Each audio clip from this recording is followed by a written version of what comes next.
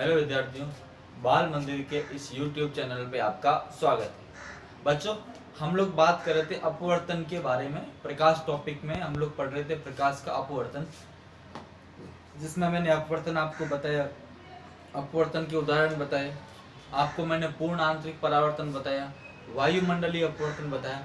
एक और टॉपिक है अपवर्तन से संबंधित प्रकाश का वर्ण विक्षेपण। वैसे टॉपिक तो अलग है, ये इसको बोलते हैं डिस्पर्जन ऑफ लाइट। इसको क्या बोलते हैं? Dispersion of light. ये टॉपिक वैसे अलग है, पर आपकी बुक में इसको इसमें सम्मिलित किया गया है, तो मैं इसी में आपको बता देता हूँ। क्या होता है कि प्रकाश को जब प्रिज्म में से क्या होता है, गुजारा जाता है। प्रिज्म क्या होता है बच्चों? इस तरह का होता है, कांच का।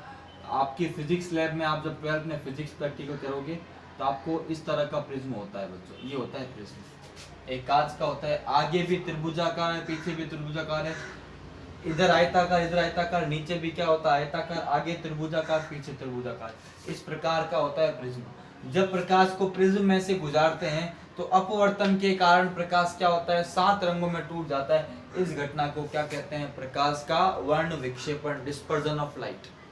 कि जब प्रकाश को प्रिज्म में से गुजारा जाता है तो प्रकाश क्या होता है? 7 रंगों में क्या होता है? टूट जाता है। बच्चों यहाँ पे मैं परिभाषा लिखाता हूँ, देखो। जब प्रकाश को श्वेत प्रकाश, क्योंकि सूर्य का प्रकाश श्वेत प्रकाश में कितने रंग होते हैं? 7 रंग। जब श्वेत प्रकाश को प्रिज्म में से गुजारा जाता है,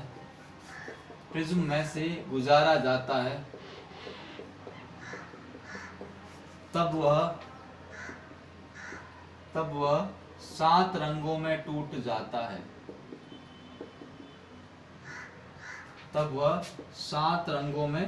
टूट जाता है।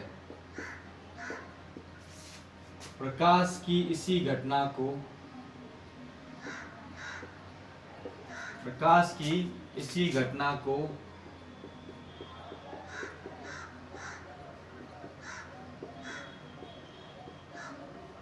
वर्ण विक्षेपण कहते हैं।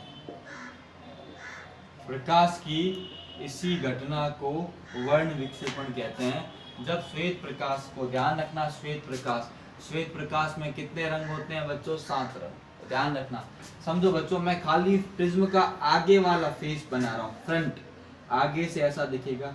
ये जो होता है इसको बोलते हैं प्रिज्म कोण। ये प्रिज्म है, ये होता है, इसको बोलते हैं प्रिज्म कोण। अब इसको हम डिटेल में नहीं जाएंगे। हमको ध्यान रखना है कि जब प्रकाश प्रिज्म में से जाएगा, ये प्रिज्म में से प्रकाश गया, मैं इसको ब्लू से बनाता हूँ। जब प्रकाश प्रिज्म में से जाएगा तो क्या होगा? अपवर्तन के कारण इसको जाना तो कहाँ चाहिए? सीधा, पर ऐसा नहीं होता, वो मुड़ जाएगा और टूट जाएगा 7 रंगों में। कितने रंगों में बच्चों? 7 रंगों में। ध्यान रखना, 1 2 3 4 7 रंगों में टूट जाता है बच्चों। इसी को मैं क्लियर कर रहा हूँ अभी। प्रकाश कितने रंगों में टूटता है बच्चों? 7 रंगों में टूट जाता है। 2 3 4 5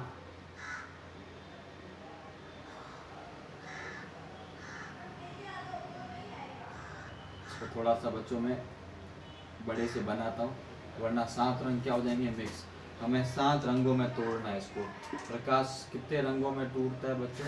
7 रंगों में टूट जाता है। देखना, ये एक रंग, ये दूसरा, तीसरा, चौथा, 5वां, 6वां, 7वां। आगे जाने पे ये और फैल जाता है।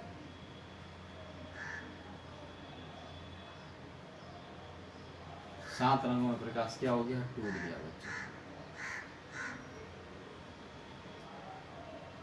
इस प्रकाश को जाना चाहिए सीधा, ये आपतित प्रकाश किरण। तो डायग्राम को समझना, सारी बात क्लियर हो जाएगी। और आगे जाके टूट गया अलग अलग, हर रंग का अलग अलग। ये जो होता है ना, ये जो होता है इसको बोलते हैं विक्षेपण कोण। और विक्षेपण कोण हर रंग के लिए क्या होता है? अलग अलग। ध्यान रखना, ये बच्चों प्रकाश क्या हो गया? 7 रंगों में टूट गया।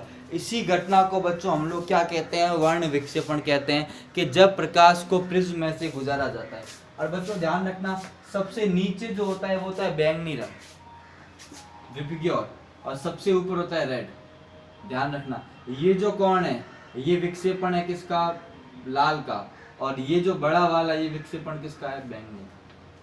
तो ध्यान रखना कि लाल रंग का विक्षेपण कम और बैंगनी रंग का विक्षेपण क्या होता है, सबसे ज्यादा होता है। बैंगनी सबसे ज्यादा विक्षेपित होता है, लाल सबसे कम विक्षेपित होता है।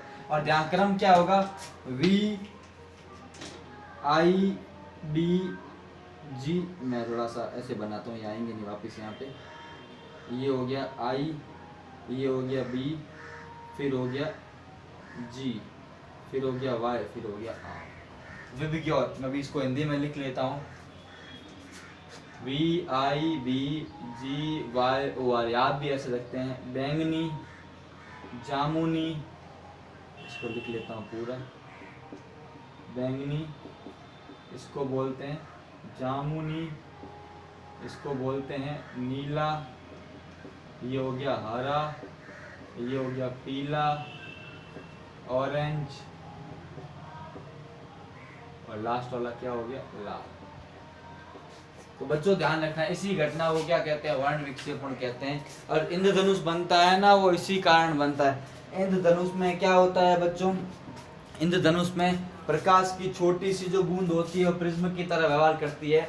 जैसे ही प्रकाश बूंद से गुजरता है तो आपको 7 रंगों में, अक्सर इंद्रधनुष बारिश के बाद दिखाई देता है।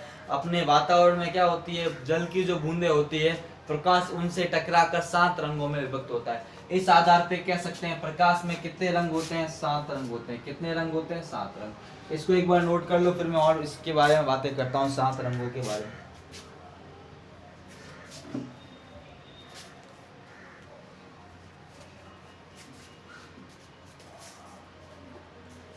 ठीक है बच्चों, अब इसको एक बार मैं यहाँ से इरेज कर रहा हूँ। अब कुछ बातें लिखेंगे बच्चों, ध्यान रखना। सबसे पहली बात, 7 रंगों का जो ये समूह है ना, इधर लिख लेता हूँ, 7 रंगों के समूह को स्पेक्ट्रम कहते हैं। क्या कहते हैं, स्पेक्ट्रम कहते हैं, ध्यान रखना। और प्रकाश का 7 रंगों में टूटने का, प्रकाश का 7 रंगों में टूटने का मुख्य कारण यह है कि, टूटने का मुख्य कारण यह है कि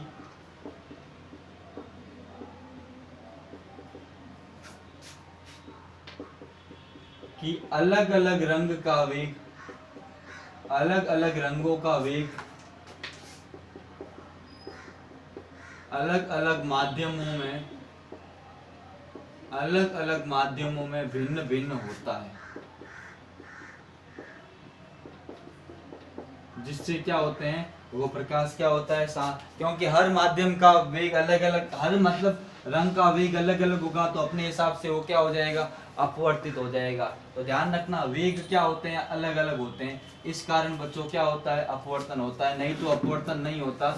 इसका मुख्य कारण क्या है, अलग अलग माध्यमों में इनका वेग का क्या होना, भिन्न भिन्न होना। बच्चों खास करके ध्यान रखना। अब देखो 7 रंगों की हम बात करें तो ध्यान रखना बच्चों, जैसे VIB GYOR, बैंगनी, जामुनी इंडिगो बोलते हैं, ब्लू नीला, ग्रीन हरा, येलो पीला, और ऑरेंज एंड लाल।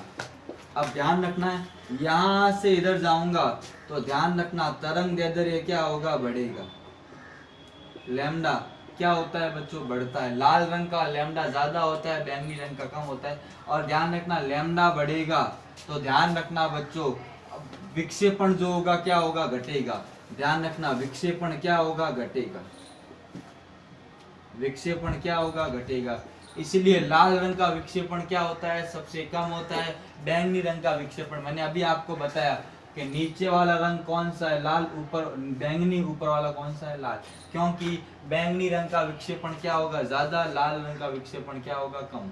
तो ध्यान रखना ये प्रकाश के 7 रंगों के बारे में आपको ये कंसेप्ट पता होना चाहिए। इसको एक बार नोट कर लो, अच्छे से स्क्रीनशॉट ले लो इसका बच्चों।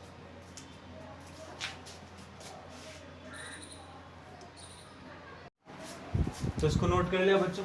आगे बात करते हैं बच्चों लेंस के बारे में हम बात करेंगे आज। अभी हम लोग बात करेंगे लेंस के बारे में। अगला टॉपिक है लेंस से किस प्रकार अपवर्तन होता है। तो पहले लेंस को पढ़ लेते हैं।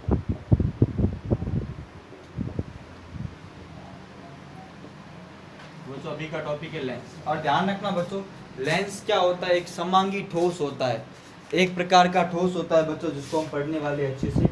एक प्रकार का समांगी पारदर्शी ठोस या ठोस माध्यम। ध्यान रखना लेंस की परिभाषा क्या होगी कि ध्यान रखना एक समांगी पारदर्शी माध्यम, एक समांगी पारदर्शी माध्यम जो दोनों वक्र पृष्ठों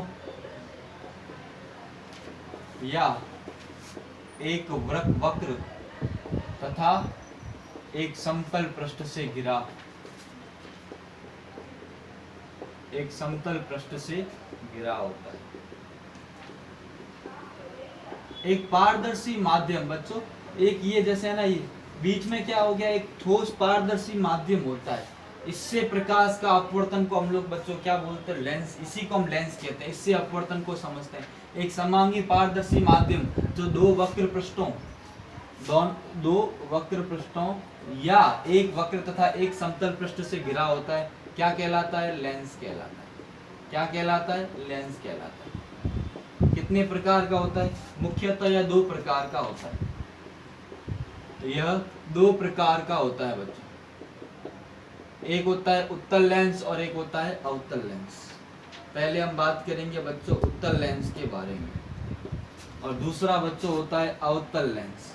तो एक कौन सा हो गया बच्चों, उत्तल लेंस, दूसरा कौन सा हो गया, अवतल। उत्तल को हम क्या बोलते हैं, उत्तल को बोलते हैं कॉन्वेक्स।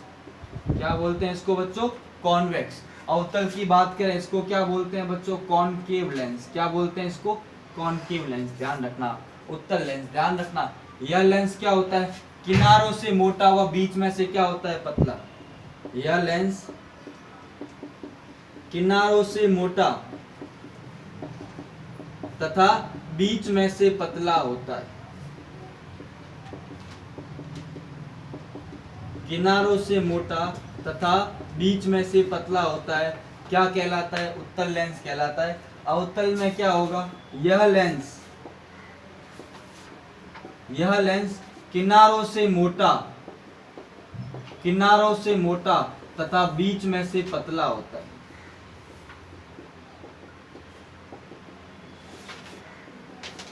किनारों से मोटा व बीच में से क्या होता है, पतला होता है बच्चों, ध्यान रखना। तो उत्तल लेंस की बात करें बच्चों, डायग्राम बच्चों भी मैं आगे बनाऊंगा। उत्तल लेंस का मतलब क्या है, किनारों से मोटा व बीच में से क्या होता है, पतला होता है। और अवतल लेंस का मतलब क्या है, किनारों से मोटा तथा बीच में से क्या होता है, पतला होता है। देख लो ये डायग्राम जगह पर बना देता। ये लेंस है बच्चों उत्तल लेंस, और ये लेंस है बच्चों अवतल लेंस।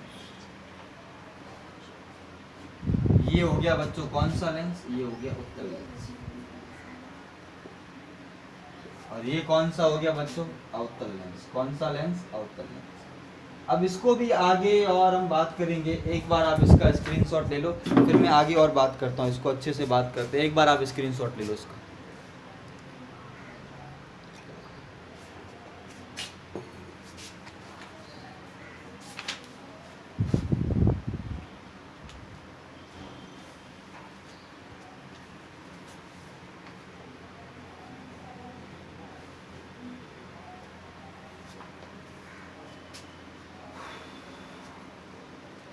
बच्चों आगे इनको और डिवाइड किया गया है। उत्तल को भी और डिवाइड किया गया, अवतल को भी और डिवाइड किया गया। मैं तीनों की बात करता हूँ और इसको डिटेल में हम इसको आगे बढ़ते हैं। देखो बच्चों, अगर बात करूं मैं उत्तल लेंस के बारे में, तो इन्हें आगे और तीन भागों में विभाजित किया गया। एक होता है उभय उत्तल, इसको बोलते हैं उभय उत्तल या उभय उत्तल। इसमें क्या होंगे, दोनों सतह अगर उत्तल हो, इसको और क्या बोल सकते हैं, इसको बोल सकते हैं उभय उत्तल, या मैंने बोला उभय उत्तल, इसको जोड़ दिया ना, संधि होती ना, यह और उभय उत्तल लेंस, ये दोनों सतह उत्तल हो। दूसरा बच्चों क्या होगा इसमें, वो होता है बच्चों समतल उत्तल, इसको बोलते हैं बच्चों समतलोत्तल, समतलोत्तल लेंस, समतल प्लस उत्तल, एक सतह समतल और दूसरी सतह क्या होगी उत्तल, इसको हम लोग क्या बोलेंगे समतल उत्तल लेंस। तो बच्चों ध्यान रखना। और तीसरा हो जाएगा अवतलोत्तल, अवतल उत्तल, या इसको बोलेंगे अवतलोत्तल। इसमें क्या हो जाएगा, अवतल है, उसके बाद ही बच्चों यहाँ पे क्या है उत्तल।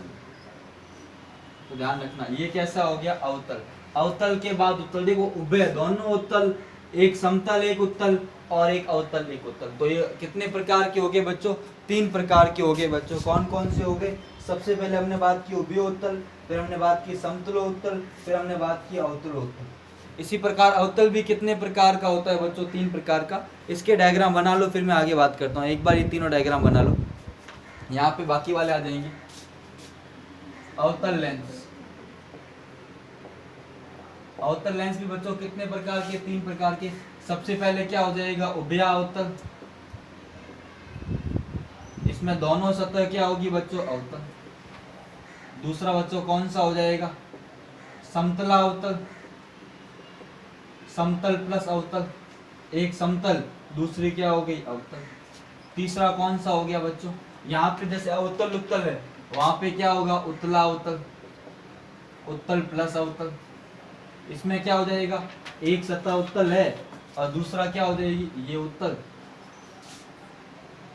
और इसके बाद एक और आ जाएगी हाँ उत्तल, और एक और आ जाएगी अवतल। इसको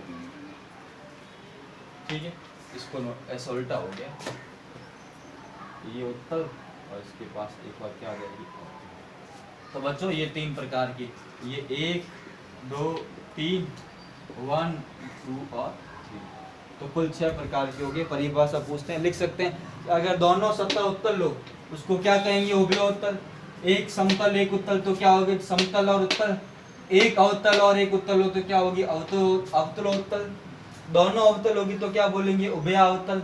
एक समतल और एक अवतल तो क्या कहेंगे समतलावतल, और एक उत्तल और दूसरी अवतल तो क्या कहेंगे उत्तलावतल। तो नाम ध्यान रखना, नाम में ही सारी परिभाषा आ जाएगी, उभयोत्तल, समतलोत्तल, अवतलोत्तल, उभयावतल, समतलावतल और उत्तलावतल। नोट कर लो बच्चों इसको।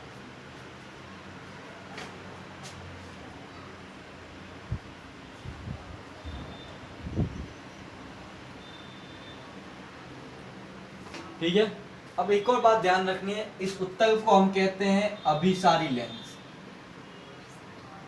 इसको कहते हैं अभिसारी लेंस कन्वर्जिंग लेंस, और इसको कहते हैं अपसारी लेंस। क्यों कहते हैं और इसकी बात भी करेंगे। और ध्यान रखना बच्चों एक कंफ्यूजन होती है, उत्तल लेंस है उसको अभिसारी लेंस कहते हैं, और जो उत्तल दर्पण होता है उसको हम अपसारी दर्पण कहते हैं। ध्यान रखना ये सबसे बड़ी कंफ्यूजन है। अगर उत्तल लेंस है तो कैसा लेंस है अभिसारी, और उत्तल दर्पण है तो कैसा है अपसारी। अवतल लेंस है तो कैसा है अपसारी, और अगर अवतल दर्पण की हम बात कर चुके हैं उसको हम क्या कहते हैं अभिसारी।